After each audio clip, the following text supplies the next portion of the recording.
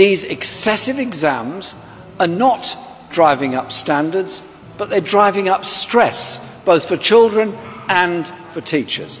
And when the system forces teachers to teach the test, narrowing down the range of learning to core parts of core subjects to get through exams, that's not actually helping pupils. We need to prepare children for life, not just for exams. Tests. ये जो इम्तिहानात हैं ये मयार नहीं दे रहे हैं, बल्कि ये बहुत ज़्यादा परेशानी दे रहे हैं बच्चों के लिए भी और असातिज़ा के लिए भी। और जब सिस्टम कहता है टीचर्स को कि बच्चों को सिर्फ टेस्ट याद करवाएं, तो उससे तालीमी और अखलाकी पस्ती शुरू होती है, जिसकी वजह से तालीम के ख़ास हिस्सों पर और सब्जेक्ट के ख़ास हिस्सों पर ग्रिप और मेहनत नहीं होती है।